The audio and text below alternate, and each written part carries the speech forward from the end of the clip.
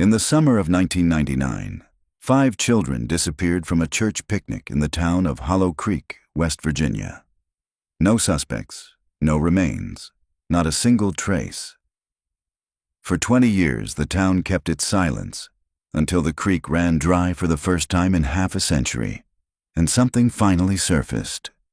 What began as an investigation into a forgotten cold case soon uncovered a ritual older than the town itself, and a secret that refuses to stay buried. Subscribe for more true crime investigations and the secrets that time forgot. The first time Erin Walsh saw Hollow Creek, it reminded her of a photograph faded by too much sun.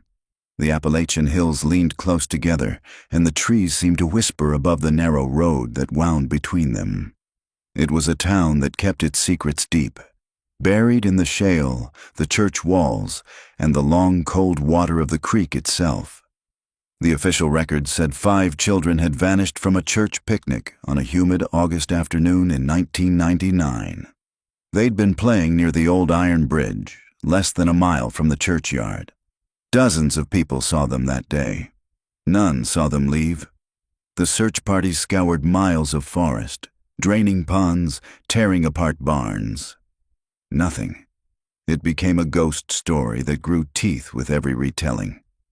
Erin remembered the case vividly. She'd been 12 when it happened, old enough to feel the fear bleeding through the TV news coverage. Her father, a police sergeant, had worked the search that summer and came home smelling of river mud and failure. When he died in 2019, Erin found the Hollow Creek file among his things. Yellowed maps, half-torn photos, and one note in his handwriting. They knew. She didn't know who they were, but she knew one thing. He hadn't meant strangers. So when True South magazine greenlit her proposal to revisit long, cold Appalachian disappearances, Hollow Creek was first on her list. She drove in on a wet March morning, 20 years and 2 months after the 5th child vanished. The town hadn't changed much. Same gas station, same diner, same boarded-up storefronts. The same church steeple stabbing at the gray sky. The locals said the creek had run dry that winter for the first time in 50 years. The old bridge stood exposed above a cracked bed of stone and weeds. And beneath it, someone had found bones. The call came from Sheriff Miles Denton. "We can't confirm anything yet," he said, voice brittle over the line. "But you might want to see this." Erin's hand tightened around her pen. Human? A pause. Then, "Looks that way." Outside, the rain began again, tapping like fingers against her windshield. Erin parked her rental car at the edge of the bridge, the tires crunching over gravel. The sky hung low, the color of dirty tin, and the smell of wet earth filled the air. Sheriff Denton waited near the yellow tape, his hands buried deep in his jacket pockets.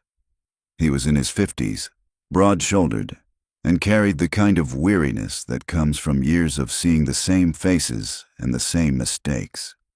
"Dr. Walsh," he greeted, tipping his hat. "Didn't expect you this fast." "Your call said you found bones," Erin replied, flashing her press badge. "I don't usually take chances with rumors." Denton nodded toward the creek bed. "Come see for yourself." The bed lay exposed like the inside of a wound. The drought had stripped away the last trickle of water, leaving the bones of the land bare. A small team from the state crime lab crouched near the base of the bridge, brushing dirt away from something pale and fragile, half buried in clay. Erin crouched beside them, squinting. They weren't complete remains, just a small radius and part of a jaw, but even half hidden in mud, there was no mistaking their shape. "Children?" she asked quietly. The lead technician glanced up. "We can't say yet. They're small, but the creek could have worn them down." Erin felt a chill crawl up her spine. The sound of the wind whistled through the bridge's iron ribs, like a whisper carried from the past. Denton folded his arms. "We'll send it to Charleston for analysis, but if it's one of the Hollow Creek 5, he trailed off, letting the thought hang. "People here don't like old ghosts being stirred. They've had 20 years to make peace," Erin said. He gave her a look. People don't make peace, Dr. Walsh. They build walls. That evening, Erin checked into the Hollow Creek Motor Inn, a squat building with flickering neon and floral curtains that smelled of mildew. She spent hours reviewing the case files she'd copied from her father's box. 5 missing children, ages 8 to 11. The names came back like a forgotten hymn. Molly Keene, 10 Eli and Grace Parker, twins, 8 Benji Holt, 9 Tessa Rayner, 11 all vanished on August 14th, 1999. The police had interviewed everyone at the picnic, including parents, teachers, and Pastor Rayner, Tessa's father. He'd been leading the afternoon prayer when the children disappeared.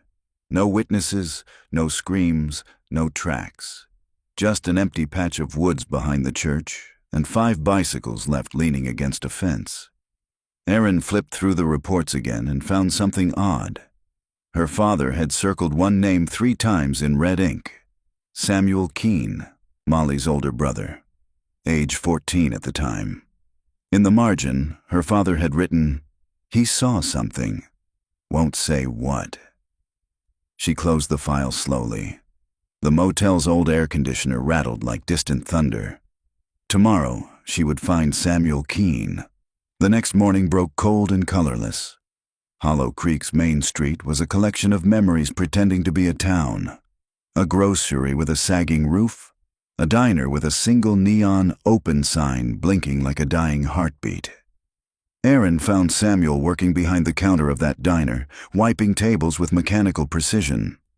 He was in his mid-30s now, with tired eyes and a limp that made him favor his right leg. "Coffee?" he asked when she sat down. "Sure," she said, studying him. "You're Samuel Keene." He froze for half a heartbeat. "You a reporter?" "I'm an investigator," Erin replied softly. "I'm writing about what happened here in 1999. He set the pot down carefully, avoiding her gaze. "Then you're wasting your time. They're gone. End of story." "Bones were found in the creek yesterday," she said. That made him look up. Something flickered in his eyes. Fear, grief, maybe both. "Whose?" "They don't know yet." He sat down opposite her, the chair creaking. "You think it's them?" "I think the truth's been buried too long," Erin said. "Your name came up in my father's notes." "Your father was Denton's partner," he said. "I remember him. He wanted to dig up the whole town. Did you see something that day, Samuel?" He hesitated, jaw tight. "I saw what I wasn't supposed to, and they made sure I never said a word." "Who's they?" Samuel's eyes darted to the diner window, where the fog pressed against the glass like a living thing. "You really don't want to know?" Erin leaned in. "Try me." He looked back at her, voice barely a whisper. "The church." It started with the church. The diner emptied as morning slid toward noon, leaving only the buzz of the fluorescent lights and the smell of fried batter. Samuel Keene sat opposite Erin, his coffee untouched, his eyes moving restlessly toward the street. He spoke again only after a long silence. "You ever been to Hollow Creek Baptist?" Erin shook her head. "Then you've never met Pastor Rayner." The name was familiar from the file. Tessa's father, the man leading prayer the day the children vanished. Samuel rubbed his palms together. After they disappeared, he preached every Sunday about forgiveness. Said the devil walked among us. But he was the only one who never looked for them. Not once. You're saying he was involved? I'm saying the church ran deep here. Too deep. He lowered his voice. My mama used to say Hollow Creek was built on a trade. Faith for silence. Folks needed jobs, and the church gave them work. When the pastor said pray, they prayed. When he said don't ask questions, they didn't. Erin took notes quietly, letting the words settle. Why didn't you speak up then? Samuel gave a bitter laugh. You think anyone would have listened to a kid? My father worked maintenance for that church. After the disappearances, he got drunk one night and said he'd found something buried near the old baptism pool. Next morning, he was gone. They called it suicide. You don't believe that? He looked at her then, eyes glassy. He was scared, not suicidal. They found him in the creek, same as the kids. A bell jingled above the diner door. An elderly woman stepped in for coffee, and Samuel fell silent, jaw tightening. When she left, he stood. If you're going up there, be careful. Pastor Rayner's dead, but his son's still around. Took over the congregation. What's his name? Daniel Rayner. Folks call him Reverend now. Where can I find him?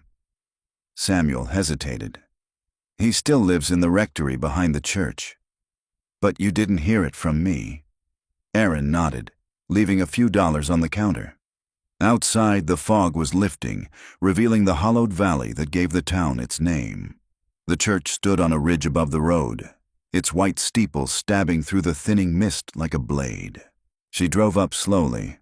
The parking lot was cracked and lined with weeds, but the bell tower was freshly painted. Someone cared about appearances.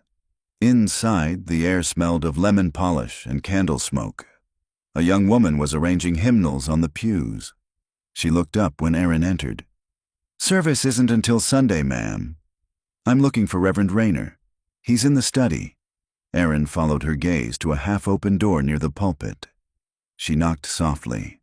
A man's voice answered, calm and measured. Come in. Reverend Daniel Rayner was younger than she expected. Late 30s, maybe. Clean-cut, composed, with pale blue eyes that carried a stillness too deliberate to be natural. Dr. Aaron Walsh, she said, offering her hand. I'm investigating the Hollow Creek disappearances for True South magazine. His handshake was brief. I assumed someone would come eventually. The bones under the bridge, yes? Yes. He gestured for her to sit. I was 8 when it happened. My sister, Tessa, was one of them. The sheriff's office asked my father the same questions for years. He never had answers, neither do I. Your father led the prayer during the picnic. A faint smile. You've done your homework. I'm trying to understand how 5 children vanished within a crowd of 50 adults. Faith can blind people, he said quietly. Everyone's eyes were closed. Aaron studied him. Do you think your father knew more than he said? He paused, then folded his hands. My father was many things. Devout, stern, sometimes cruel. But not a liar. After the disappearances, he changed, locked himself in his study for weeks. Then he stopped preaching and took sick. He died a year later. Of what? Heart failure. Though the coroner said it looked more like exhaustion. He'd lost all color, all will. I think guilt can kill a man as cleanly as any disease. Aaron took out her notebook. Samuel Keene believes your father hid something near the baptism pool. Rayner's eyes hardened slightly. Samuel Keene sees shadows everywhere. His family never forgave the church for what happened. You can't imagine the pressure my father was under. People accusing, grieving, desperate for someone to blame. I imagine losing a child yourself made it worse. He nodded slowly. Yes, and when the investigation ended, everyone needed a villain. The sheriff, the pastor, even each other. But Hollow Creek runs on secrets, Dr. Walsh. If you dig too deep, you'll drown like the rest.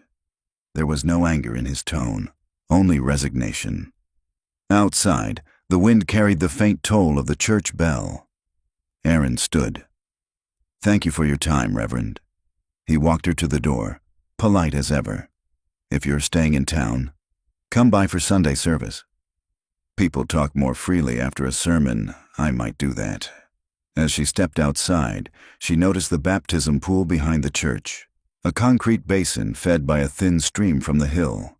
It was half empty, lined with algae, but something about the pattern of dark stains along its edge made her stomach tighten.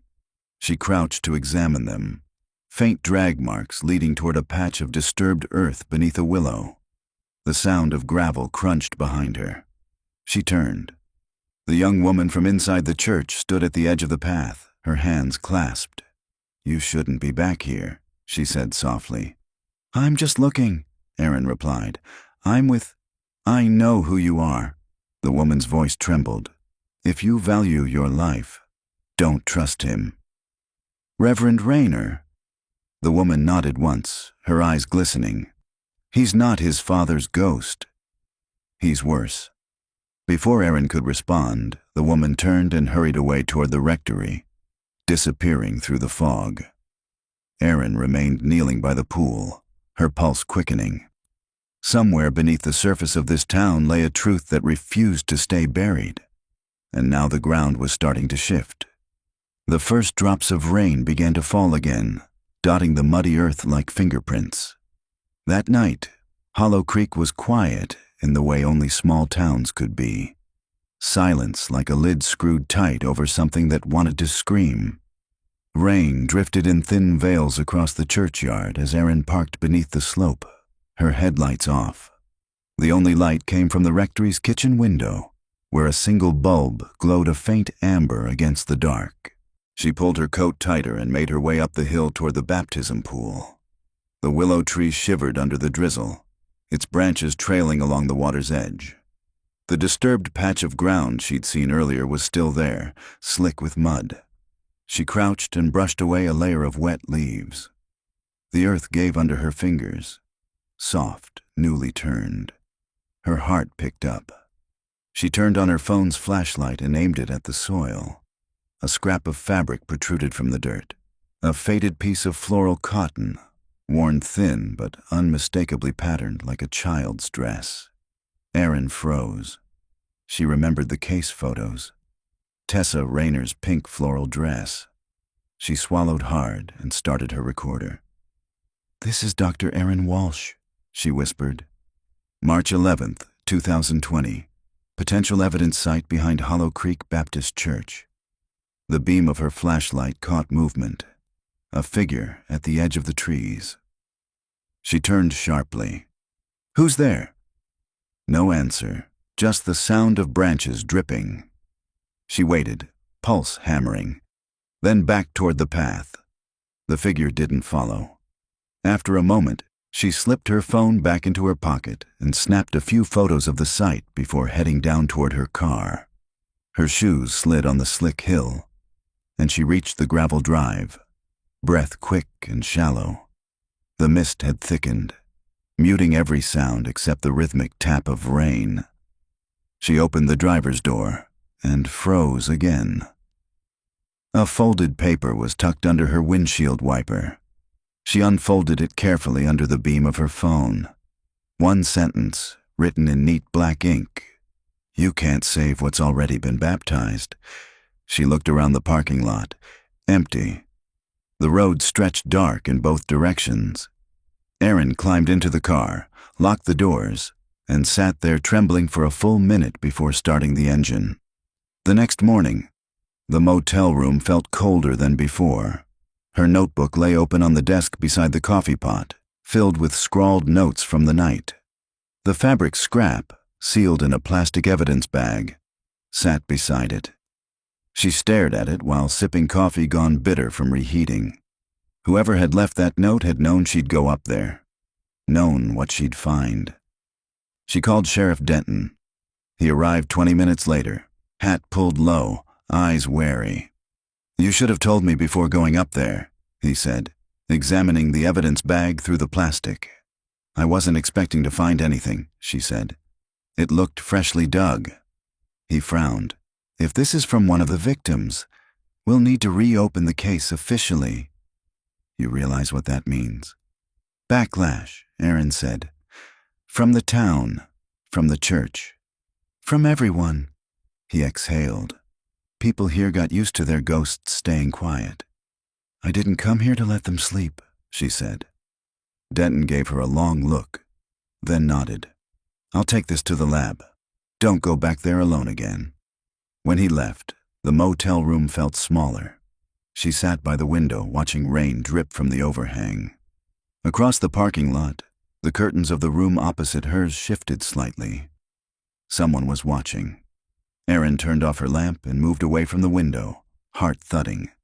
A shape, maybe a man, stood faintly silhouetted behind those curtains for several seconds before the fabric fell still.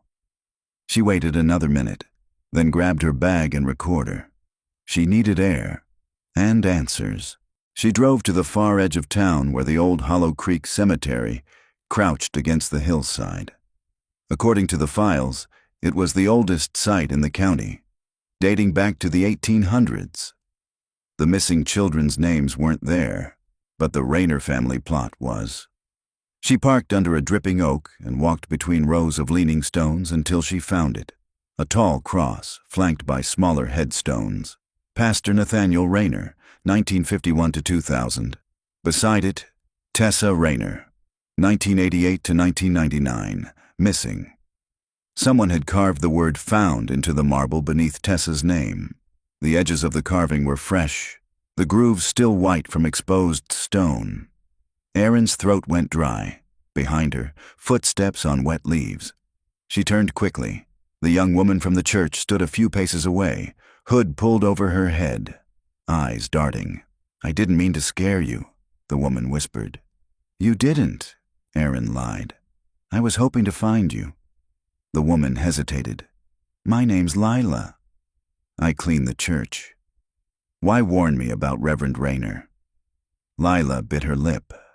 "Because I've seen what he does when people ask the wrong questions." "What do you mean?" She glanced over her shoulder toward the trees. "He has gatherings, late at night. Says it's prayer, but it's not. They go down to the creek. They light candles and sing without words." "Who's they?" "Old families, mostly. The same ones who lost someone back then. They say it's to keep the lost children's souls at peace. But I've heard things, Dr. Walsh. Voices under the bridge. And sometimes screaming." The rain intensified, whispering through the grass. Erin's recorder blinked red in her pocket. "Why stay if you're afraid?" Lila's eyes filled with tears. "Because leaving doesn't help. The ones who leave, something always brings them back." Thunder rumbled over the hills. Erin took a cautious step closer. "Lila, do you know who left this?" She held out the folded note. Lila stared at it for a long time. "That's his handwriting," she whispered. "Reverend Rayner's. He keeps a journal. I've seen it." "Where?" "In his father's old office. He locks the drawer, but—" She hesitated. "I have a spare key." Erin's pulse quickened. "Can you get me in?" Lila nodded weakly. "Not now. Tomorrow night." After choir practice, lightning flickered across the sky, briefly illuminating the rows of graves. Erin turned to look, and when she turned back, Lila was already gone, swallowed by the mist between the headstones. Erin stood alone in the rain, gripping the note until the ink began to bleed in her hand. Behind her, somewhere deep in the valley, the church bell tolled once, not for mass, for warning. The following night, Hollow Creek seemed to hold its breath. The rain had stopped, leaving a thin silver mist clinging to the trees. Erin waited in her car outside the church parking lot, engine off, watching for any sign of movement near the rectory. The building's windows glowed faintly, warm light behind lace curtains. She checked her watch. 9:42 p.m. Lila had said choir practice ended at 10. Erin's pulse ticked in rhythm with the clock. Her recorder rested in her coat pocket, ready.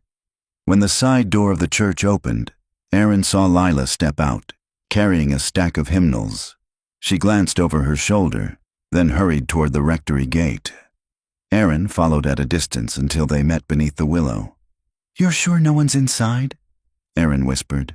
Lila shook her head. "Reverend left half an hour ago. He's with the Dentons, family dinner. He won't be back until midnight." Erin nodded. "Then we move fast." They crossed the yard, their footsteps muffled by damp grass. The back door of the rectory creaked softly as Lila unlocked it. Inside, the air was cool and smelled faintly of old books and cedar polish. A grandfather clock ticked somewhere in the hall. The study was small, lined with dark wood shelves filled with religious texts and framed photographs.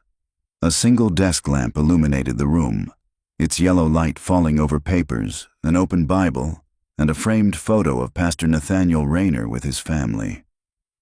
Tessa's smile stared out from the image, frozen in the moment before she vanished. Lila went to the desk and knelt, pulling a ring of keys from her pocket. "He keeps it here," she murmured, unlocking the bottom drawer. Inside was a small leather-bound journal, edges worn soft from handling. Lila hesitated before passing it to Aaron. "Don't keep it long. If he notices it's gone, I'll return it," Aaron promised. The first page carried the name Nathaniel Rayner, dated 1998 to 1999. The handwriting was neat, deliberate. Aaron flipped carefully through the pages, her breath slowing as she read. December the 3rd, 1998. The children are the future, pure, unspoiled. To cleanse the town's sins, we must begin again in faith. April 9th, 1999. The elders agreed. The offering will come in August, when the waters run high. Only then will Hollow Creek be redeemed. Aaron felt her stomach turn. "Offering?" she whispered. Lila leaned over her shoulder. "What does he mean?" Aaron turned another page. August 14th, 1999. The chosen 5 are ready. They know nothing of sacrifice, only that the water will wash them clean. The Lord forgives what the law cannot. Her hand trembled. The last entry was dated the day after the disappearances. The water carried them home. The creek runs red and holy, but the voice in the willow says it is not enough. Aaron shut the book, pulse roaring in her ears. "It was ritual," she said. "Not accident. He sacrificed them." Lila's face had gone pale. "Then why did Daniel keep this?" "Because he's continuing it," Aaron said softly. "The gatherings you mentioned, they're reenactments." From the hall came a sudden creak. Both women froze. Lila whispered, "He's not supposed to be back yet."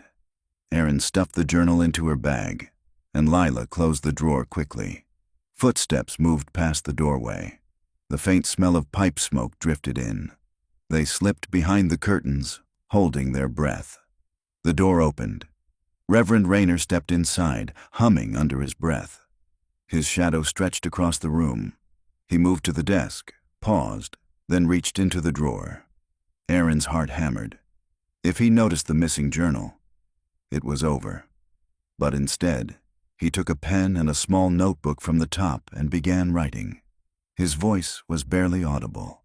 "Lord, let your servants remain unseen, that the unworthy may pass like dust." Aaron's skin prickled.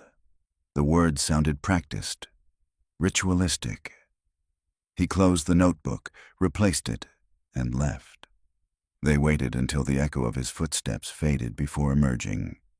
Lila's hands were shaking.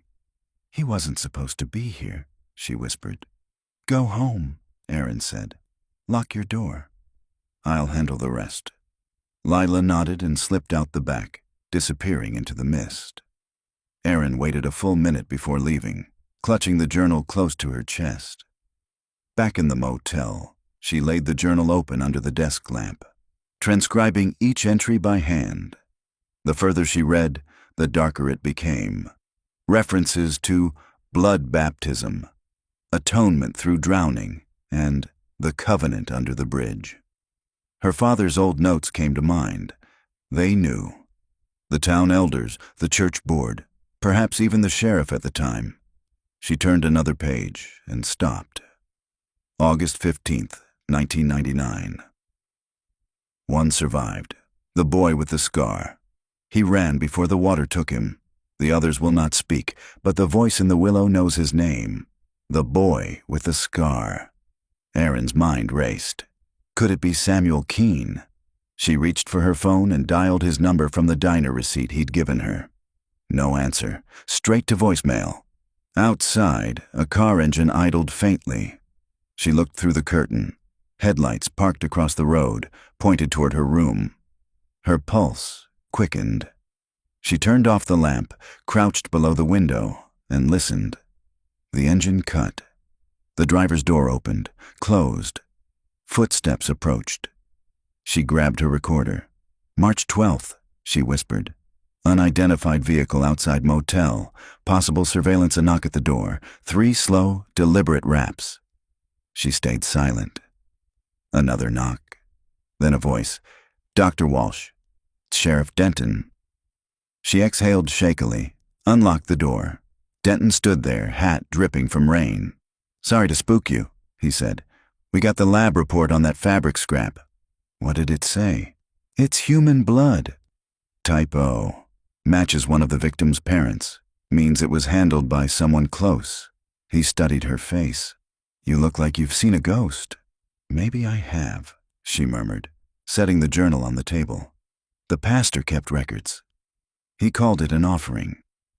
Denton stared at the open pages, jaw tightening. If this is real, we're standing on a crime scene 2 decades old. Or one that never ended, Aaron said. He looked at her sharply. What do you mean? She pushed the journal toward him and pointed to the last entry. One survived. The boy with the scar. Denton's expression shifted. Samuel Keene. Aaron nodded. He's missing again. Denton rubbed his temples. Christ. She closed the notebook slowly. The creek took 5. Maybe it's ready to take 1 more. Morning broke over Hollow Creek like a bruise. Purple clouds pressing low against the hills. Sunlight struggling to seep through. Sheriff Denton's cruiser rolled along the narrow road out toward the timberline, the wipers scraping a slow rhythm. Aaron sat beside him, the pastor's journal resting on her lap, a knot tightening in her chest. Samuel Keene's cabin stood at the far edge of the county, just beyond the tree line. According to Denton, he'd been living alone for years, doing odd jobs and hunting in the woods. He'd refused most interviews when the case resurfaced. Aaron wondered if the fear that had kept him silent was finally catching up. Samuel's not a bad kid, Denton said quietly. He saw something he shouldn't have. Spent half his life trying to forget. Aaron watched the road ahead, where fog thickened between the trees. If he really did survive what happened, then he's the last living witness. Denton nodded grimly. Let's just hope he's still breathing. They turned onto a dirt road, tires crunching over gravel. The cabin appeared ahead. Small, wood darkened by rain, smoke rising weakly from the chimney. A hound barked somewhere out back. Denton parked and they stepped out. The air smelled of wet pine and smoke. Aaron felt the weight of the forest pressing in, every sound muffled by mist. Denton called out, Samuel, Sheriff Denton here. We just want to talk. No answer. He knocked on the door. Silence, then a faint scuffle inside. Aaron exchanged a glance with him. Denton's hand hovered near his holster as the door opened a crack. Samuel Keene peered out, gaunt, eyes ringed with sleepless shadows, a pale scar running from his temple to his jaw. You shouldn't be here, he said hoarsely. Samuel, Denton said gently. This is Dr. Erin Walsh. She's helping with the investigation. Samuel's gaze flicked to her, then to the journal in her hand. His face went white. You found it. You knew about this? Aaron asked softly. I told him to burn it, Samuel whispered. But he said the words were sacred. His voice shook. You shouldn't have read them. He tried to close the door, but Denton pressed his palm against it. Sam, we need to know what happened that night. The man stared past them into the trees. It wasn't night, he said finally. It was morning. The creek was red from rain.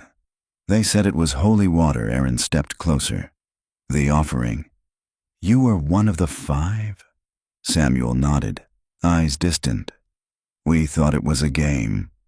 Reverend Rayner said we were special, that God had chosen us to wash away sin. They took us to the creek. We were supposed to hold hands and pray. But then the singing started. His voice cracked. It wasn't church music. It was something else. What happened to the others? Aaron asked. Samuel swallowed. They went into the water. The current took them. I slipped and hit a rock. That's how I got the scar. When I woke up, it was night again. They were gone. All of them. And Pastor Rayner was standing on the bank with his hands covered in mud. Denton's jaw tightened. "Did you tell anyone?" "I tried," Samuel said, his voice trembling. "My parents didn't believe me. They said I was confused, that the pastor was a good man. After the funerals, empty coffins, they sent me to live with my uncle." He gave a bitter laugh. "You can't fight the church in Hollow Creek." Aaron opened the journal and turned it toward him. This last entry. "One survived, the boy with the scar. Was it written about you?" He nodded slowly. "He came to me years later. Said the offering had failed because I lived. Said the creek wanted balance. He made me promise never to talk, or it would come for me too." Aaron's stomach turned. "The creek wanted balance?" Samuel's eyes met hers. "You think I'm crazy. Everyone does. But listen, there's something in that water. I still hear it when it rains. It whispers names. Last night it called mine." Denton rubbed his forehead. "Sam, you need help." Samuel stepped forward suddenly, gripping Aaron's wrist. "He's back," he hissed. "Rayner. He's doing it again." "What do you mean?" Aaron whispered. "They're gathering by the old bridge tomorrow night. The same way they did before. I saw the candles. I heard the singing." Aaron felt her pulse quicken. "We can stop them, but we need proof." Samuel shook his head violently. "You don't understand. Proof doesn't matter. The water doesn't care about proof." He released her hand and backed toward the door. "You should leave before it finds you." "Samuel," she began, but he slammed the door. The lock clicked. Denton exhaled. "He's cracked," he muttered. "Too many ghosts." "Maybe," Aaron said quietly. "Or maybe he's the only one still seeing the truth." They walked back toward the car. The fog had thickened into a wall of gray. Somewhere in the trees a branch snapped. Both turned sharply, scanning the shadows. "Deer," Denton muttered, though his hand stayed near his gun. Aaron glanced back at the cabin. A figure watched from the window. Samuel, half hidden behind the curtain. But it wasn't just fear on his face. It was pity. That evening, back in town, Aaron spread her notes across the motel bed. 5 names, 5 children, 1 survivor. 1 ritual that never truly ended. She marked the words, "Old Bridge," in red pen and underlined it twice. If the church was planning another gathering, this was their chance. But she couldn't go in blind. She needed to know what the offering meant, why the Rayners believed blood could purify a town. She opened the journal again. Near the end of the book, after the final entry, there were faint pencil marks, almost invisible unless held under light. She tilted the page, squinting. "Under the willow, the covenant remains. Blood binds the flock." Her throat went dry. Beneath the willow, the same tree by the baptism pool. Aaron grabbed her coat and keys. By the time she reached the church grounds, the sky was nearly black. The willow stood tall and silent, branches stirring in a faint wind. The disturbed earth from before looked different now, smooth, as if someone had reburied what she'd found. She knelt, brushing aside the wet leaves again. Her fingers hit something solid just beneath the surface. She scraped away the mud and uncovered a small wooden box. Inside, wrapped in rotted cloth, lay a tarnished brass crucifix and a child's locket. Aaron wiped it clean. Inside the locket was a tiny photo of a girl with bright eyes and a chipped front tooth. Tessa Rayner. Her breath caught. The locket was warm against her palm, impossibly warm. Behind her, footsteps approached through the wet grass. "Dr. Walsh," came a voice, smooth and calm. "You're trespassing on sacred ground." She turned slowly. Reverend Daniel Rayner stood in the rain, his hands clasped before him, expression unreadable. The light from the church glowed behind him, haloing his figure in pale gold. "I think you have something that belongs to me," he said softly. Aaron rose. the locket clutched tight. This belonged to Tessa. He smiled faintly. Tessa belongs to God. Then why was she buried here? His smile didn't falter. Because not all baptisms are for the living. For a moment, neither moved. Then the church bell tolled once, low, heavy, echoing through the mist. When Aaron looked back toward the tree, the box was gone. The next night brought a darkness so complete that even the moon seemed to hesitate over Hollow Creek. The air was heavy with the smell of rain and river mud, the kind that clung to boots and memory alike. Aaron sat inside Sheriff Denton's cruiser on the ridge overlooking the old bridge. Below them, the creek wound through the valley like a black ribbon, its surface faintly glimmering in the half-light. Denton lowered his binoculars and muttered, "There." Between the cedars, Aaron leaned forward. Through the veil of mist, she saw them. 6 figures in long coats, each carrying a lantern. They moved silently toward the water's edge, where the creek curved beneath the bridge. Lila had been right. The congregation had returned. "They shouldn't be out here," Denton said under his breath. "Trespassing after dark." "They're not just trespassing," Aaron whispered. "They're repeating the ritual." The figures gathered in a semicircle near the base of the willow trees that lined the creek. One of them, taller than the rest, stepped forward, lifting something wrapped in cloth. Aaron recognized him even before the light caught his face. Reverend Daniel Rayner. He unwrapped the object, a wooden cross darkened by age, the same cross she'd found fragments of in the pastor's journal sketches. Denton adjusted his holster. "We go down there. Now, wait," Aaron said quickly. "If we interrupt them, we lose any chance of seeing what they're really doing. Just give me 5 minutes." Denton hesitated, then nodded. 5. No more." Aaron slipped from the car and moved silently through the trees, rain whispering across the leaves. She crouched behind a fallen log about 20 yards from the group, recording everything. The lanterns flickered, casting wavering halos of light over the creek. Rayner's voice carried across the water, low, rhythmic. 16 years have passed since the first offering. Tonight, the covenant is renewed. The blood has dried, and the water thirsts again. The others repeated after him in a low chant. Aaron's heart pounded. She recognized some of their faces. The mayor's wife, a local teacher, even one of the deputies. Rayner continued. "The lost have returned to the soil, but one was spared, and through him, the sin endures." He raised a hand toward the darkness of the woods, and then another figure stepped into the lantern light. Samuel Keene. Aaron's breath caught. His face was blank, almost serene, eyes reflecting the flame. He walked toward Rayner slowly, as if pulled by something unseen. "No," Aaron whispered, rising slightly. Rayner placed a hand on Samuel's shoulder. "The scarred one brings the balance," he intoned. "Through his surrender, the waters will rest." Samuel knelt. Rayner drew a small silver blade from his coat. The others began humming, a deep, wordless sound that made Aaron's skin crawl. She took a step forward, heart hammering.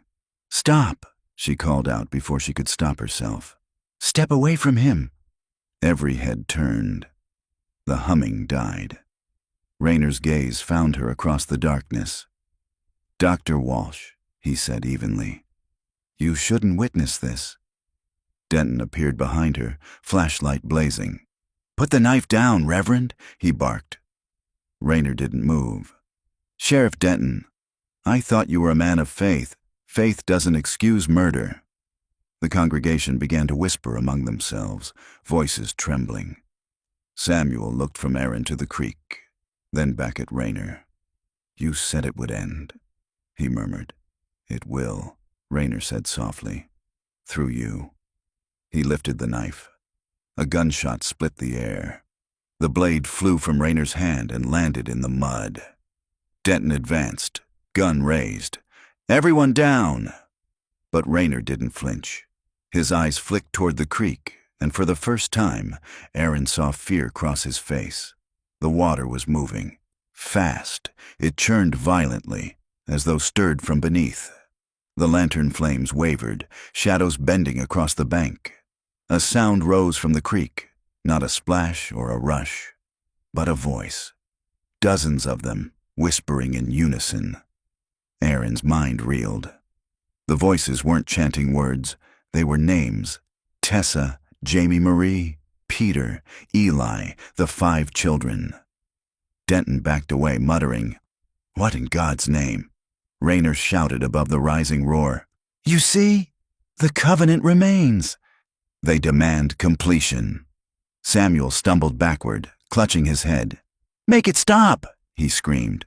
"Please, make it stop!" Aaron ran toward him, grabbing his arm. "Sam, look at me." "You're not theirs. You survived." But his eyes were glassy, unfocused. He stared into the roiling water, tears cutting tracks through the grime on his face. "They're calling me home." A sudden flash of lightning illuminated the creek, and, for a heartbeat, Aaron saw them. 5 pale shapes beneath the surface, small hands reaching upward through the current. Then darkness again. "Denton!" she shouted. "Get him away from the water." The sheriff lunged forward, but Rayner was faster. He grabbed Samuel by the shoulders, dragging him toward the edge. "It's not death," he cried. "It's redemption." "Let him go!" Aaron screamed. Denton fired again, the bullet striking Rayner's leg. The Reverend fell, releasing Samuel, who staggered free. The congregation scattered, some screaming, others running into the trees. The creek quieted as suddenly as it had risen, the water smoothing back into mirror-like stillness. Only the lanterns flickered on the bank, their flames trembling. Rayner lay on the ground, gasping, blood spreading beneath him.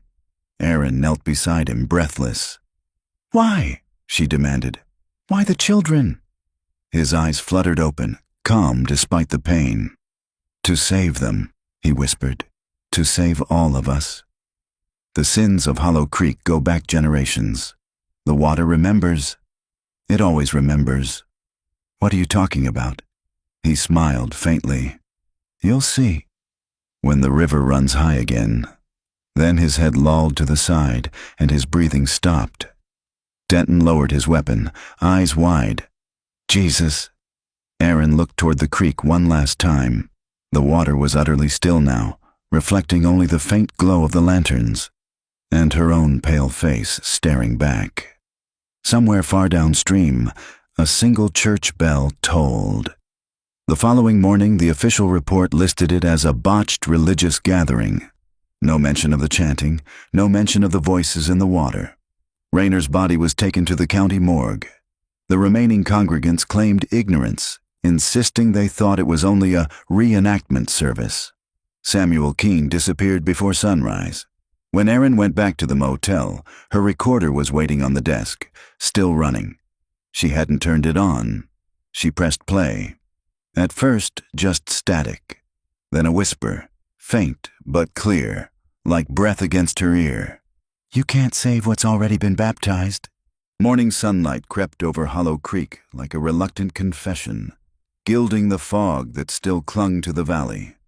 The storm had rinsed the hills clean, but the town felt unwashed, its silence thick, its people keeping their eyes low as Aaron walked through Main Street toward the courthouse. Word of the accident at the bridge had already spread. The diner was closed, the bell over the grocery door still. The only sound came from the river below, swollen again from the night's rain.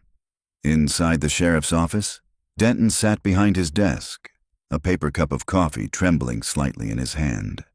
The bulletin board behind him was crowded with photos from the old investigation, faces of the 5 missing children, faded with age. Aaron laid her recorder on the desk. "You listened to it yet?" He shook his head. "Couldn't bring myself to. Folks around here already think the devil talks through static." She pressed play. The hiss filled the small room. Then, faintly, "You can't save what's already been baptized." Denton's face went gray. "That's Rayner's voice?" No, Aaron said quietly. I compared it to the sermon tapes in the church archive. It's not him. It's a child's. The sheriff rubbed his temples. So what are we dealing with here, Doc? A curse? A copycat? You tell me. I think the truth's older than the church, Aaron said. Rayner wasn't the first to believe the creek could wash away sin. He inherited that idea. Maybe from his father, maybe from the town itself. He frowned. The town? Hollow Creek was founded on a floodplain. I checked old census records this morning. There was a settlement here before the Civil War. Different name, Hollow Ford. And in 1863, it disappeared. Flood wiped it off the map. Dozens drowned. Denton stared. And the survivors rebuilt upstream. They called it Hollow Creek. But in every generation since, there's been a drowning. Always children. She slid a photocopy across the desk, an 1894 newspaper clipping. 3 local youths lost to sudden rise in creek. Townsfolk hold midnight vigil. The pattern repeats every 20 years. Denton's coffee went untouched. You think Rayner knew? I think he believed he was preventing the next one. A sacrifice to keep the water calm. He leaned back, exhaling. God help us. Aaron hesitated. There's more. The old mining maps show something under the valley. A cave system. The creek runs right through it. The entrance collapsed decades ago, but there's another access point beneath the church. Denton raised an eyebrow. You're saying there's an underground river? More than that, she said. A place they called the Chamber of Atonement. I found the term in Rayner's notes. He stood, reaching for his hat. You're not going down there alone. They reached the church by late afternoon. The sky had turned the color of tarnished brass. Lila met them at the back gate, pale and trembling. You shouldn't be here, she whispered. The congregation's been coming by all day, cleaning up. They'll notice you. Denton flashed his badge. Then we'll be quick. Show us the way to the cellar. She led them through the sacristy to a narrow staircase descending beneath the sanctuary. The air grew damp, thick with the smell of earth and mildew. At the bottom stood a heavy wooden door reinforced with rusted iron. It's been sealed for years, Lila said. The Reverend kept the key in his office. Aaron tried the handle. It turned easily. The lock had already been broken. A narrow tunnel stretched ahead, torch sconces black with soot. Water dripped steadily somewhere in the dark. They followed the path downward until the ground leveled and opened into a cavern lit by shafts of afternoon light filtering through cracks in the stone. Aaron stopped short. The chamber's floor was lined with shallow basins carved into the rock, pools of stagnant water reflecting their movements like mirrors. Symbols covered the walls, circles interlocked with crosses, worn smooth by time. What in the hell? Denton muttered. It's older than the church, Aaron whispered. Maybe older than the town. In the center of the chamber stood a stone altar, its surface etched with names. Some were nearly erased by age, but Aaron recognized 5 of them. Molly Keene, Grace Parker, Eli Parker, Benji Holt, Tessa Rayner. She brushed a trembling hand across the carvings. They brought the children here. Lila made a choking sound. We need to leave. But something else caught Aaron's eye. A new inscription at the base of the altar. Fresh, the chisel mark still sharp. Samuel Keene, 2020. Her breath hitched. He's alive. Or someone wants us to think, so Denton knelt beside her. We were at his cabin this morning. There was no sign. A splash cut him off. One of the pools rippled, though no stone had fallen. Then another, and another, closer. Back upstairs, Denton said quickly. They turned, but the tunnel behind them had gone dark. The flashlight beam wavered across wet stone and vanished into blackness. From the pools came a soft, rhythmic sound. Drip, drip, drip. It grew faster, louder, until the air vibrated with it. Then the whispering began.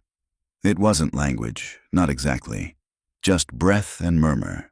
Dozens of tiny voices echoing off the stone. Erin pressed a hand to her ear. But the sound was inside her head now, forming words from memory rather than speech. We remember. We remember the flood. We remember the children. Lila screamed, clutching her temples.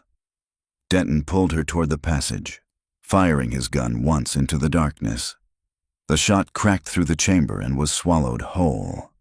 The water surged upward from the basins, flooding across the floor, icy against Erin's ankles.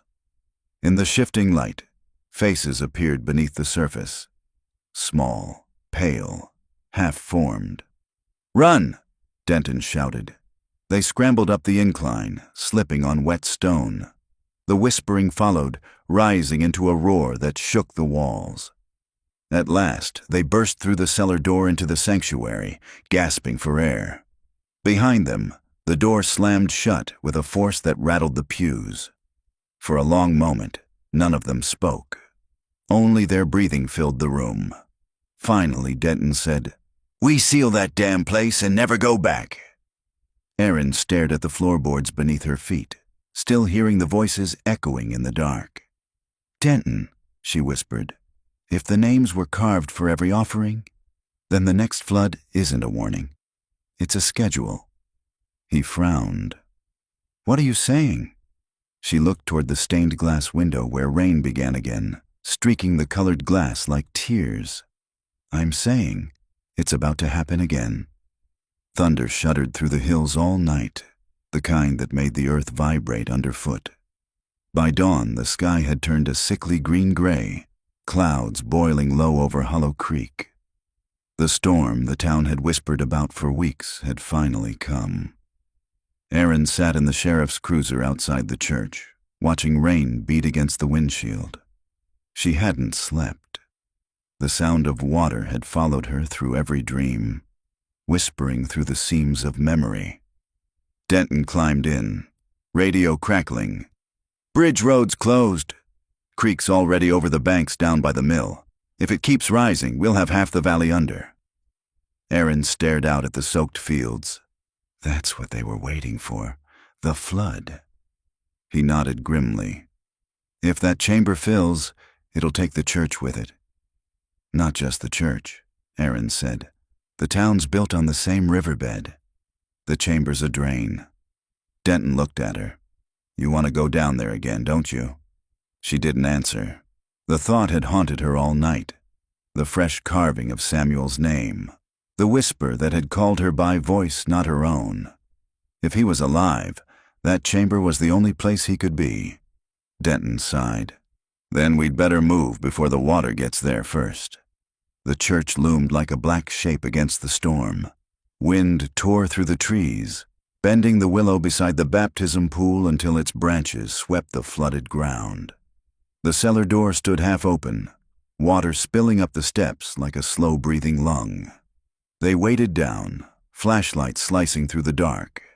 The tunnel walls wept rainwater, the air tasted of iron and rot. When they reached the chamber, it was half submerged. The pools had merged into one, a restless black mirror rising inch by inch. The altar stood like an island in the center. Erin waded forward, boots slipping on smooth stone. "Samuel!" she called, her voice echoing. For a long moment there was only the drip of water. Then a voice answered from the shadows. "Here." She swung her light toward it. Samuel stood waist-deep in the far corner, soaked to the bone, his eyes vacant. "You came," he said. "What are you doing here?" Erin asked. He looked at the water. "Listening." Denton stepped closer, hand on his gun. "You need to come with us, son. It's not safe." Samuel smiled faintly. "It's never safe in Hollow Creek." Erin reached for him. "Sam, please." He turned his gaze to her, and for an instant she saw the boy he must have been. The same wide, frightened eyes from the missing person photo. "They're not angry anymore," he whispered. "They just want to be remembered." Lightning flashed, illuminating the chamber. For a heartbeat, Erin saw shapes beneath the rising water. small forms drifting upward like pale ribbons. The 5 children, hands linked. The thunderclap that followed shook dust from the ceiling. Water surged another foot. "Time to go!" Denton shouted. But Samuel didn't move. "If I leave, it starts again. Someone has to stay." Aaron splashed toward him, grabbing his sleeve. "You survived for a reason. Don't throw that away." He shook his head. "I was spared to open the gate." "You were sent to close it." Before she could speak, the floor trembled. A fissure split the altar from end to end. A column of water burst through, violent and cold, knocking her backward. The flashlight flew from her hand, spinning across the current. Denton caught her arm, dragging her toward the stairs. "Move!" Samuel remained where he was, chest deep now, face calm. "Tell them," he called. "Tell them the river keeps its promises." Then the torrent swallowed him. Aaron screamed his name, but the roar drowned everything. Denton pulled her up the steps as water surged behind them. They burst through the cellar door just as the current exploded from below, lifting pews like driftwood. Outside, the ground had become a river. The baptism pool overflowed, the willow bending low as if in mourning. They stumbled through the rain toward higher ground. Behind them, the church groaned. Its steeple cracked, timbers snapping like bones. The bell tolled once. Then the roof collapsed in a wave of spray and thunder. For a moment, the sound of rushing water filled the valley. Then, as suddenly as it had begun, the rain eased. Hours later, dawn broke through thinning clouds. Emergency crews swarmed what was left of the church, now half buried in mud and debris. Denton stood near the edge of the crater, soaked and exhausted. Aaron joined him, blanket draped around her shoulders. "They'll call it a flash flood," he said. "Nobody'll mention what was under there." She nodded numbly. "They'll rebuild." "They always do." He looked at her. "You think he's gone?" Aaron glanced toward the muddy water pooling at the bottom of the crater. The surface rippled once, faintly, though there was no wind. "I don't know," she said, "but I think Hollow Creek finally took what it wanted." The sheriff's radio crackled behind them. "Road to the bridge is washed out. We found a body snagged in the debris. Male, early 30s. Scar on the face." Aaron closed her eyes. "Samuel." Denton touched her shoulder gently. "You did what you could." She opened her recorder and pressed play. Static again. Then, beneath it, a voice she hadn't heard before. Soft, childlike. "Thank you." Tears blurred her vision. She clicked the device off and slipped it into her pocket. "Come on," Denton said quietly. "Let's get you out of the rain." As they walked toward the waiting ambulance, the morning sun broke through the clouds, lighting the valley in fragile gold. For the first time, the creek lay still, silent as if holding its breath. And far beneath that calm surface, where the old chamber now slept under stone and silt, something moved once more, a ripple tracing the outline of a child's hand before fading into stillness. By the 3rd day after the flood, Hollow Creek smelled of wet earth and smoke. Half the valley was a patchwork of broken fences and drowned fields. The church had collapsed entirely. Only the steeple jutted from the mud like a gravestone. Aaron walked the perimeter with a borrowed camera, taking photos for her article, though she no longer knew who she was writing for. She hadn't slept properly since the night the church went under. Whenever she closed her eyes, she saw the water, saw Samuel's hand slip beneath it. Sheriff Denton stood near the wreck of the bridge, talking with a state trooper. He turned as she approached. "County's sending an engineer team," he said. "They'll decide whether to divert the creek. Might finally tame this thing." Aaron looked down at the brown water surging under the temporary scaffolding. "You can't tame memory," she said quietly. He gave her a tired smile. "You sound like my grandmother. She was probably right, too." The trooper called him away. Aaron crouched near the waterline, dipping her hand into the current. It was cold, faster than it should have been. Something tugged faintly at her fingers, a rhythm pulsing from beneath. She withdrew her hand, heart beating faster. The creek had changed course. She could feel it.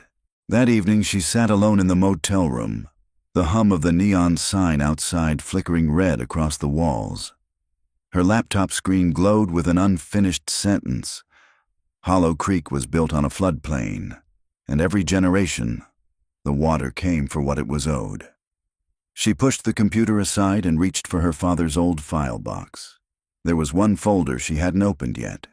The earliest records, yellow and brittle with age. Inside were copies of deeds, land surveys, and a page torn from an old ledger. At the top, Hollow Ford Mining Company, 1859. Names were listed, laborers, supervisors, and at the bottom, written in faded ink, Foreman, Nathaniel Rayner, Sr. Her breath caught. The same family name, more than a century earlier. A note in her father's handwriting was scrawled beside it. Mine flood. 47 dead, children trapped. Town rebuilt on higher ground. She read it twice before whispering, "It started here." She clicked on her phone's light and compared the old mining maps to a modern one. The old shafts ran directly beneath the current creek. One entrance, marked X, sat near the ridge above the mill. If the town was born from the bones of the drowned, maybe the Rayners had been keeping a promise ever since. She reached Denton by radio just before midnight. "I found something. There's another entrance to the underground chamber, older than the church cellar. It's the mine shaft under the ridge." He sounded wary.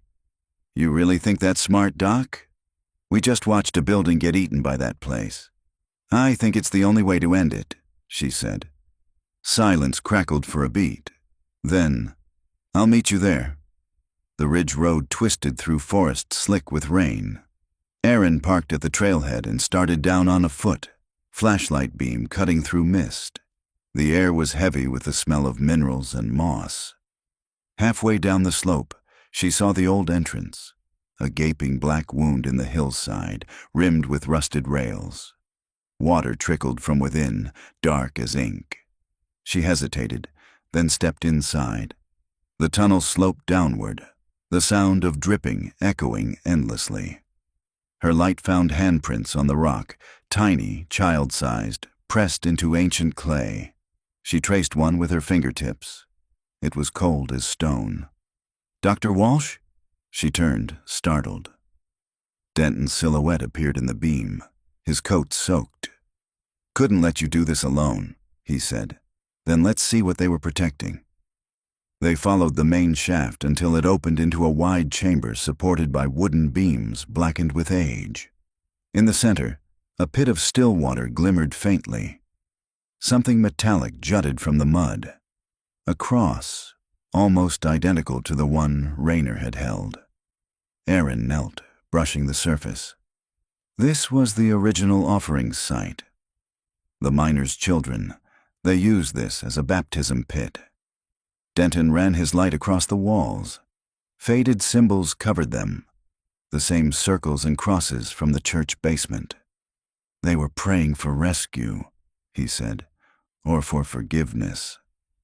A tremor rippled through the ground, followed by the distant crack of thunder. Drops of water fell from the ceiling, faster now. "We need to go," Denton said.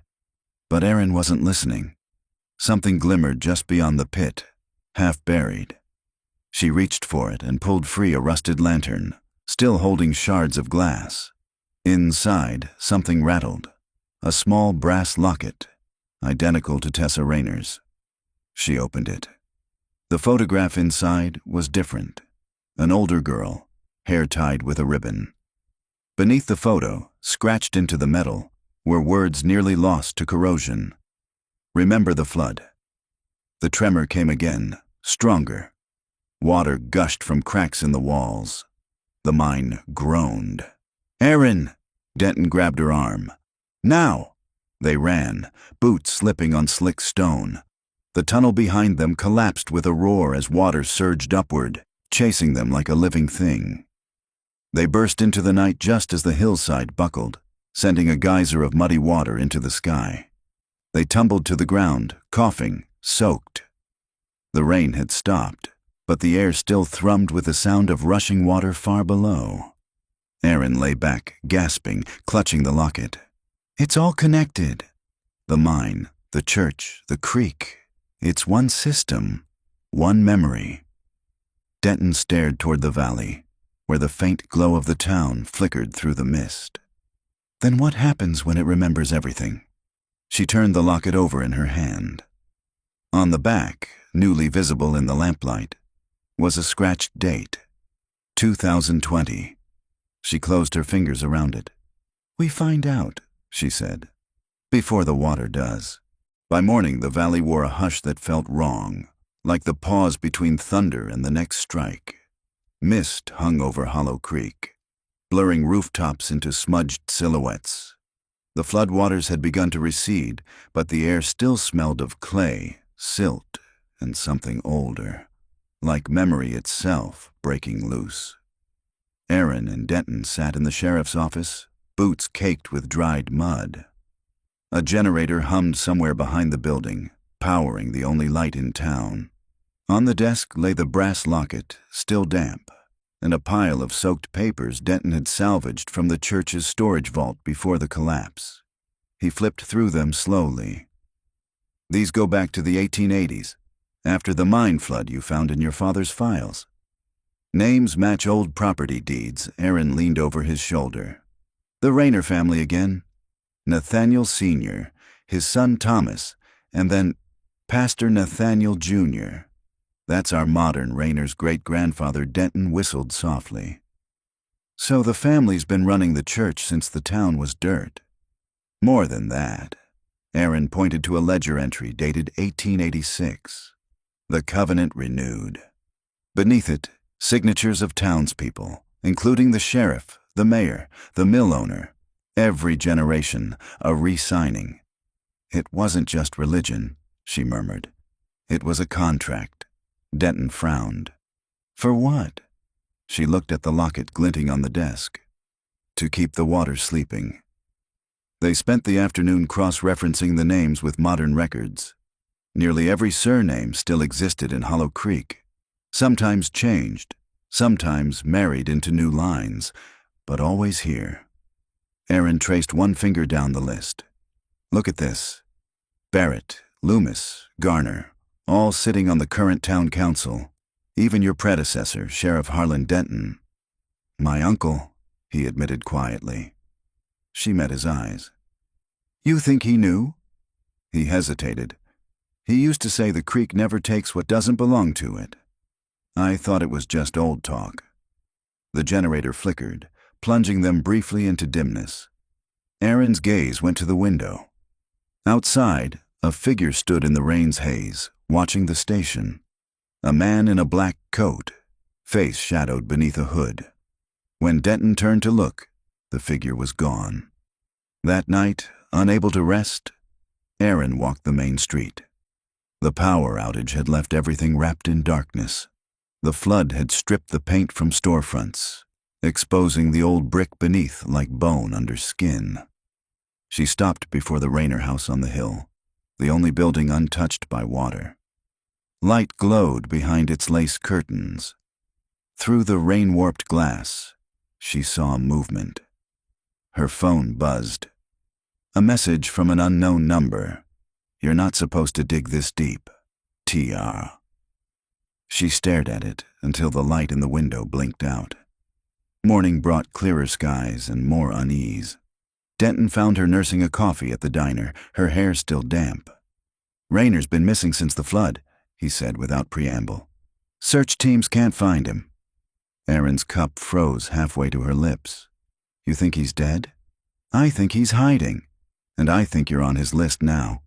She slid a folder across the table. Inside were photos, still frames from her father's old microfilm reels. They showed a gathering of men outside the first church in 1920. In the center, a child stood beside Pastor Thomas Rayner, her small hand clasped in his. The first offering after the mine flood, Aaron said. They replaced the lost children with others, as if repeating the ritual would keep the rest safe. Denton looked ill. That's not faith. That's fear. Generations built this town on it. He rubbed a hand across his jaw. If that's true, what's next? She hesitated, then opened her notebook to a final page. Written there, copied from the back of the ledger they'd found. When the river runs red again, the covenant must be renewed by blood of the eldest. Red Creek Festival, she whispered. It's this weekend. By afternoon, preparations had already begun. Down by the fairgrounds, townsfolk erected tents and hung crimson banners that flapped in the wind. Children chased each other through puddles, laughing, oblivious. Erin walked among them, camera slung over her shoulder. No one met her eyes for long. She saw it now. The undercurrent of unease. How conversation stopped when she passed. How smiles thinned. Denton caught up to her near the main stage. You seeing this? She nodded. Every family on that ledger is here. At the center of the grounds stood a massive wooden platform over the creek, freshly rebuilt since the flood. Carved into the new beams were faint circular markings, the same design from the old chamber. Looks like a stage, Denton said. It's an altar, Erin replied. They heard laughter behind them. Mayor Garner approached, flanked by 2 councilmen. Well, if it isn't our local celebrities, he said, voice too bright. You'll both be guests of honor at the festival, I hope. Mayor, Denton said carefully. That structure out there, who authorized it? Garner smiled thinly. Tradition. The town was founded on the creek, Sheriff. We honor it every year. You, of all people, should understand that something in his tone chilled Erin. Enjoy the celebration, Garner added, before walking off. When he was gone, Denton muttered, He's quoting my uncle word for word. That evening they drove to the old cemetery overlooking the valley. The graves of the miners' children lay there, their stones eroded nearly flat. Erin knelt, brushing away moss from one inscription. Eleanor Rayner, aged 9 years. She whispered, They offered their own first. Denton crouched beside her. What are you thinking? That the covenant isn't superstition. It's a pact, and it renews with the flood. She looked toward the glowing lights of the fairgrounds below. If they believe the water demands another offering, they'll choose someone. Who? The eldest bloodline. She turned to him, face pale. The last Rayner, Pastor Nathaniel. She shook her head slowly. Or his son. I saw a photograph in the house years ago. Boy no older than 10. Thunder rumbled in the distance. The creek's roar echoed faintly up the hill. Denton stood. Then we stop them before they try. Erin rose too, gripping the locket. Before Hollow Creek remembers how to kill. By dusk, Hollow Creek pulsed with color and noise. String lights flickered over the town square, their reflections dancing on puddles still left from the storm. Generators hummed, the smell of fried dough and wet pine mingling in the cooling air. From a distance, it looked almost normal. People laughing, children darting between booths, music drifting from the loudspeakers. But under it all was something else. An expectancy, an almost reverent hush beneath the noise, like the town was holding its breath. Erin stood near the edge of the fairgrounds, camera in hand, pretending to take photographs. Beside her, Denton adjusted his radio, scanning through static. Deputies covering the north side, he said quietly. If anyone heads toward that stage after sunset, we'll see it. Erin nodded. If we're right, it won't happen until the ceremony begins. What ceremony? Denton asked, but his voice already carried the weight of knowing. She gestured to the massive wooden platform built above the creek. Its beams gleamed wetly under the lights, carved with faint sigils. A crimson cloth covered the central table, and a silver bowl rested upon it. The symbolism was too precise to be coincidence. From the loudspeakers, the mayor's voice boomed. Ladies and gentlemen, Welcome to the annual Red Creek Festival, a celebration of survival, of community, and of the waters that have sustained us for generations." Applause rippled through the crowd. Aaron watched faces, smiling, trusting, unaware. Some clapped too long, too hard, members of the council, their eyes shining with an odd intensity. Denton leaned close. "You think they even know what they're doing?" "Maybe not consciously," Aaron said. "But rituals survive long after belief fades. Their habits of fear." The music swelled as the ceremony began. Reverend Daniel Rayner took the stage, his black coat flaring in the wind. He looked older, gaunter, as if the flood had hollowed him out. His eyes scanned the crowd with distant calm. "My friends," he began, voice carrying easily through the speakers. "This year we have endured trials. The water rose, and we lost what we loved. But we are still here." He paused, resting a hand on the silver bowl. "Our ancestors taught us that the creek gives and the creek takes. Tonight, we honor that balance." Erin's pulse quickened. She whispered, "It's happening." Denton's hand went to his holster. "Not if we stop it." A hush fell as two councilmen approached the stage, guiding a small figure between them. A boy, 10, maybe 11. Blonde hair, pale eyes, trembling beneath the weight of a ceremonial cloak. "Dear God," Denton breathed. Aaron stepped forward, camera forgotten. "That's his son," she whispered. "Eli Rayner." The boy looked terrified. His gaze swept the crowd, searching for escape. His father rested a hand on his shoulder and smiled, sadly, almost tenderly. "Tonight," Pastor Rayner said, "we renew the covenant our fathers made, to protect Hollow Creek from the flood that claimed them, through remembrance, through offering." He raised a knife, antique, curved, etched with the same circles that marked the altar beams. Gasps rippled through the spectators. Some stepped back, others crossed themselves instinctively. Denton shouted, "Rayner, drop it!" The crowd erupted into confusion. Screams, the scramble of feet, the sudden wail of the sheriff's radio. Rayner turned sharply toward the noise, his face a mask of sorrow rather than fear. "It has to be done," he said, his voice breaking, "or the water will come again." Aaron ran forward, pushing through the crush of people. "It already came," she cried. "You can't stop nature by spilling blood. You only feed it." Rayner hesitated, knife trembling. For a heartbeat, the boy twisted free and ran, stumbling across the slick platform. Aaron reached him, pulling him close. "Get off the stage," Denton barked, drawing his weapon. Lightning split the sky, white and blinding. The wind howled down the valley, carrying the sound of rushing water, the creek surging higher, faster. Rayner looked up as if seeing something the others couldn't. "It's too late," he whispered. "They're already here." The first wave hit the platform supports with a thunderous crack. Water exploded upward, drenching the crowd. People screamed and scattered. The stage tilted violently, splitting down the middle. Aaron clutched Eli and jumped, landing hard in the mud below as the wooden beams collapsed behind them. Denton was there in seconds, hauling them toward higher ground. Behind them, Rayner still stood on what remained of the platform, arms raised to the storm. "Forgive me," he shouted to the darkness. Then the structure gave way completely, plunging him into the black water. When the rain stopped, the festival grounds were unrecognizable. Tents flattened, food stalls washed into the creek, the air thick with the smell of oil and earth. Emergency lights flickered in the distance.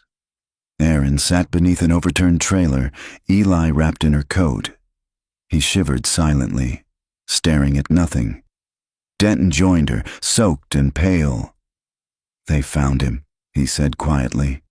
About half a mile downriver, the current broke his neck. Aaron closed her eyes. He thought he was saving them.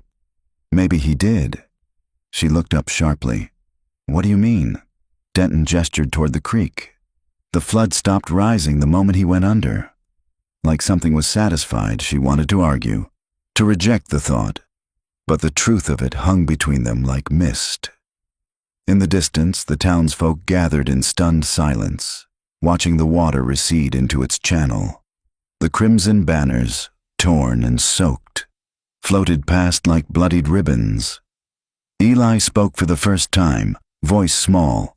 He said I'd have to finish it one day. Erin took his hand gently. No, she said. You'll break it instead. Thunder grumbled far off in the hills, retreating at last.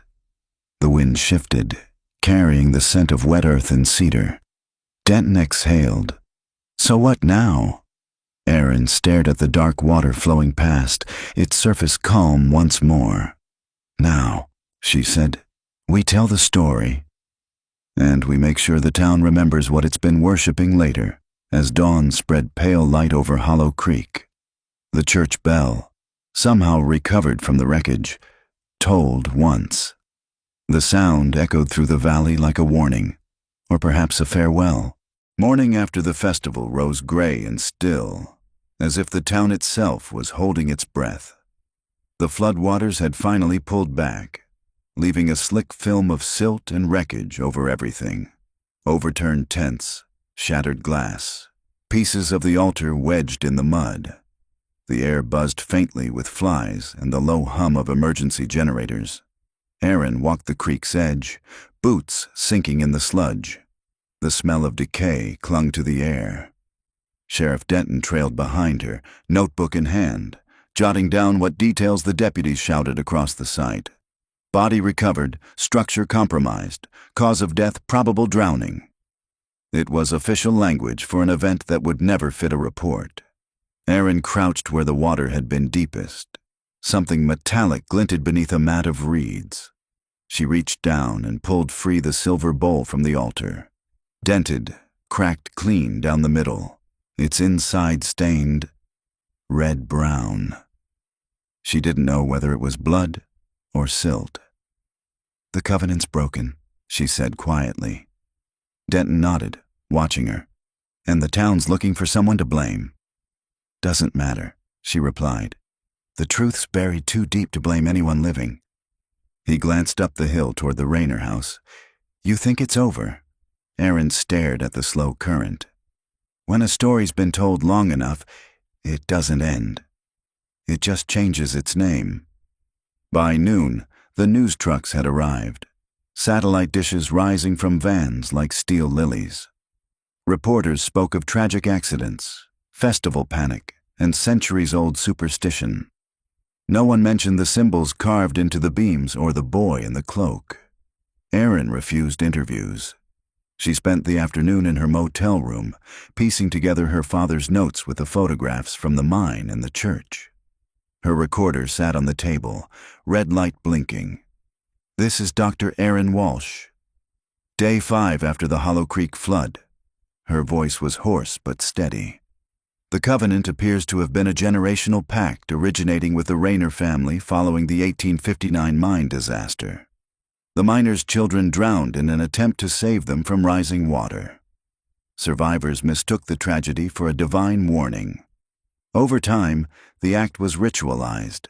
Blood for safety, innocence for order. Each generation renewed it during flood years. The belief endured because it worked. The town always survived. She paused, listening to the rain beginning again against the window.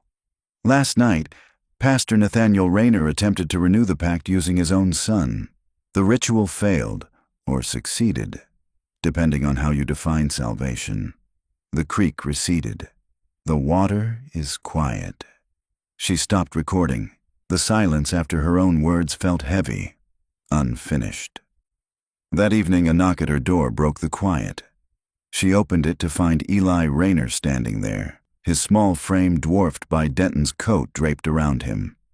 "Can I come in?" he asked softly. She let him. He sat on the edge of the bed, hands clasped around a folded piece of paper. "They're sending me to stay with relatives," he said. "Out of state." "That's good," Erin said. "A fresh start." He shook his head. "I don't want to forget." "If I forget, It starts again. Aaron sat beside him. Then remember, but differently. Not as something to fear. He hesitated, then handed her the paper. It was a drawing, childlike, done in pencil. It showed the creek, the church, and beneath them, shapes of faces in the water. In the corner, a small stick figure stood on the bank holding a candle. "That's you," he said. "You found them." Aaron felt tears blur her vision. "No," she said gently.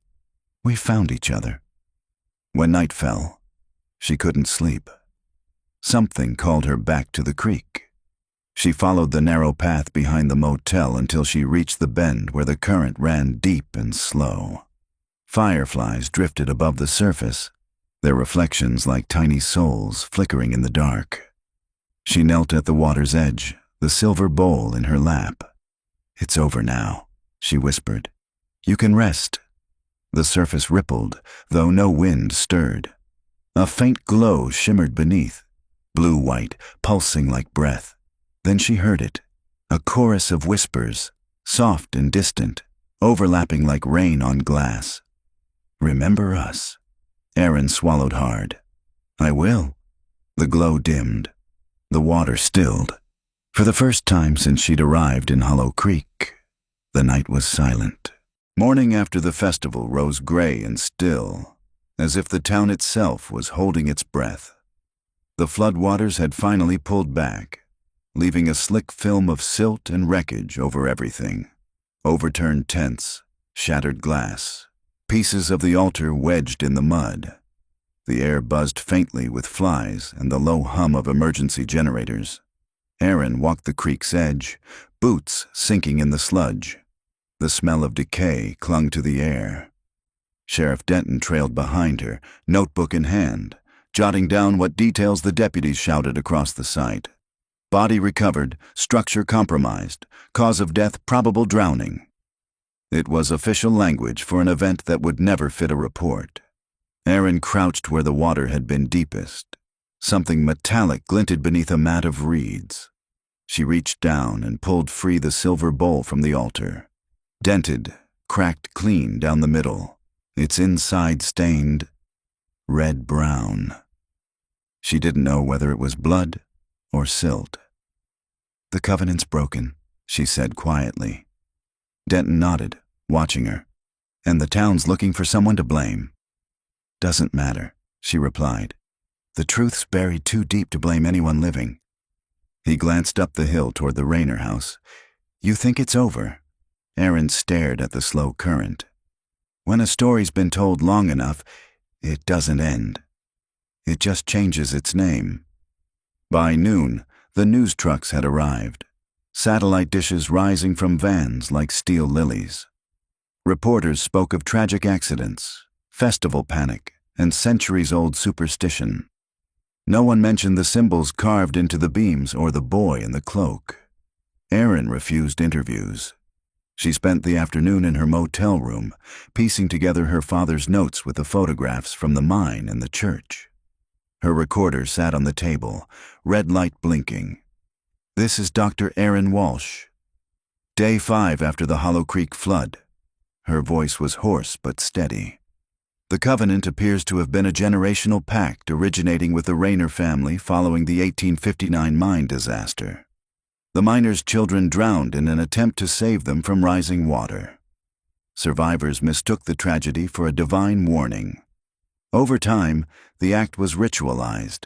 Blood for safety, innocence for order. Each generation renewed it during flood years. The belief endured because it worked. The town always survived. She paused, listening to the rain beginning again against the window. Last night, Pastor Nathaniel Rayner attempted to renew the pact using his own son. The ritual failed, or succeeded, depending on how you define salvation. The creek receded. The water is quiet. She stopped recording. The silence after her own words felt heavy, unfinished. That evening, a knock at her door broke the quiet. She opened it to find Eli Rayner standing there, his small frame dwarfed by Denton's coat draped around him. "Can I come in?" he asked softly. She let him. He sat on the edge of the bed, hands clasped around a folded piece of paper. "They're sending me to stay with relatives," he said. "Out of state." "That's good," Aaron said. "A fresh start." He shook his head. "I don't want to forget." "If I forget, it starts again." Aaron sat beside him. "Then remember, but differently. Not as something to fear."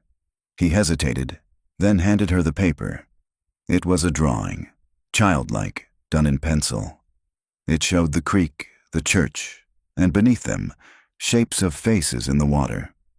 In the corner, a small stick figure stood on the bank holding a candle. "That's you," he said. "You found them." Aaron felt tears blur her vision. "No," she said gently. "We found each other." When night fell, she couldn't sleep. Something called her back to the creek. She followed the narrow path behind the motel until she reached the bend where the current ran deep and slow. Fireflies drifted above the surface, their reflections like tiny souls flickering in the dark. She knelt at the water's edge, the silver bowl in her lap. "It's over now," she whispered. "You can rest." The surface rippled, though no wind stirred. A faint glow shimmered beneath, blue-white, pulsing like breath. Then she heard it, a chorus of whispers, soft and distant, overlapping like rain on glass. "Remember us." Aaron swallowed hard. "I will." The glow dimmed. The water stilled. For the first time since she'd arrived in Hollow Creek, the night was silent. Days passed. The town began its slow return to routine. Crews cleared debris, reporters moved on, and locals spoke of the tragedy in cautious past tense. Sheriff Denton resigned quietly, citing exhaustion. He left town before dawn, leaving a single note on her windshield. "You can't fix what's built on ghosts." Aaron stayed long enough to finish her report. Then she mailed her manuscript to her publisher, sealed inside a plain envelope. On the title page she wrote, "The Vanishing of Hollow Creek, a chronicle of memory and the water that remembers." Weeks later, on a clear morning, the creek glinted like glass under the sun. Children played along its banks, their laughter echoing off the hills. One of them, a girl with a ribbon in her hair, stooped to pick up something half buried in the mud. A small brass locket. She wiped it clean and opened it. Inside was a photograph so faded it could have been anyone. A little girl with dark curls and a smile that looked almost familiar. The child looked up toward the trees. For a heartbeat, she thought she saw another figure there, a woman standing by the water, watching. Then the reflection rippled, and the woman was gone. The girl pocketed the locket and ran back to her friends. Behind her, the water moved once more, a single circle spreading outward until it disappeared into stillness. Autumn returned to Hollow Creek sooner than anyone expected. The hillsides flamed gold and red, and the air took on that brittle clarity that made every sound seem closer. The creek ran clear again, its banks trimmed and neat, as if the summer's violence had been a fever dream. A new church stood half-built on the ridge. Workers hammered in measured rhythm, their shouts echoing down the valley. To anyone passing through, it looked like recovery, proof that the town had survived. To Aaron Walsh, watching from the opposite hill, it looked like denial given form. She had come back only once, months after she'd left. She told herself it was for research, but she knew better. You don't walk away from a story like Hollow Creek. You circle back to make sure it's finished. She parked near the edge of the old road and walked the last stretch on foot, her coat snapping in the wind. The air smelled of sawdust and river moss. She carried no notebook this time, no recorder, just a folded page torn from her father's journal. They knew. Below, the new steeple rose from its frame. The sound of water mingled with the steady hammering. It seemed impossible that this same ground had once opened beneath her feet, swallowing an entire church whole. At the river's bend, she knelt and touched the water. It was cold, glassy, almost kind. A small scar still marked the earth where the willow had been. The townspeople had cut it down after the flood, fearing its roots hid bones. Only a jagged stump remained, pale against the soil. She whispered, "You kept your promise." The current whispered back, soft and even. For the first time, she felt no answering voice beneath the surface, no murmur, no echo. Just the quiet rush of ordinary water. She stood and looked toward the new church. The workers were finishing for the day. One of them, a teenage boy with fair hair, paused to wave. She waved back, noticing the glint of something around his neck, a small brass locket. Her breath caught. He turned away before she could call out. Maybe it was coincidence, maybe not. In Hollow Creek, the difference was always thin as mist. That evening, she checked into the same weathered motel on the edge of town. The sign still flickered. The wallpaper still smelled of damp pine. She poured herself a cup of coffee gone lukewarm and opened her laptop. The book, The Vanishing of Hollow Creek, had been out for a month. Critics called it hauntingly cinematic, a meditation on faith and guilt. She'd been asked to appear on talk shows to discuss the mythology of small-town America. None of them wanted the truth. They wanted ghosts they could control. She typed a single note at the end of her digital manuscript, a line for herself. If the story ever feels finished, check the water. She shut the lid, switched off the lamp, and sat in the dark, listening to rain begin again on the roof. It was gentle this time, a soft patter that soothed more than threatened. Still, she counted the seconds between thunder and flash out of habit. 2 weeks later, the first cold snap hit. Somewhere upstream, the dam gates opened to release pressure from the mountain reservoirs. For 3 days, Hollow Creek swelled but stayed within its banks. The mayor called it a good omen. Children skated on the shallow edges where the current slowed. On the 4th night, a deputy doing patrol stopped by the new church site. The place was empty except for the half-finished altar, a coil of rope, and the sound of water moving faster than it should have. The deputy leaned over the railing to look. In the faint moonlight, he saw something pale caught against the piling. A piece of cloth, torn, floral pattern faded almost to white. By morning, it was gone. Aaron heard about it on the news. Minor erosion near Hollow Creek site. Construction delayed. She stared at the headline, a familiar chill settling in her stomach. She closed her laptop slowly. Outside, rain tapped against the motel window again, same rhythm as before. She rose, drew back the curtain. The creek glimmered faintly in the distance, calm, patient. "Not again," she whispered. "Let it rest." Lightning flashed, far off over the ridge. For an instant, she thought she saw figures on the opposite bank, children standing ankle-deep in the shallows, their outlines thin as mist. They weren't reaching this time. They were watching, waiting. She blinked. The bank was empty. Aaron turned off the light and sat on the bed, listening. The storm built slowly, steady as breathing. She felt it in her bones, the endless rhythm of the place, the pulse of memory beneath everything humans built to forget. She picked up her recorder one last time. "Epilogue," she said softly. Hollow Creek remains quiet. The water runs clear. For now static filled the silence that followed. Then, just at the edge of hearing, a voice, smaller than a whisper, lighter than air. "Thank you for remembering." The light flickered. The rain eased. Outside, the creek rolled on, carrying away the last trace of words that had haunted a town for more than a century. And as dawn broke pale over the valley, the water looked almost innocent again, just a river in an ordinary place, keeping its promises.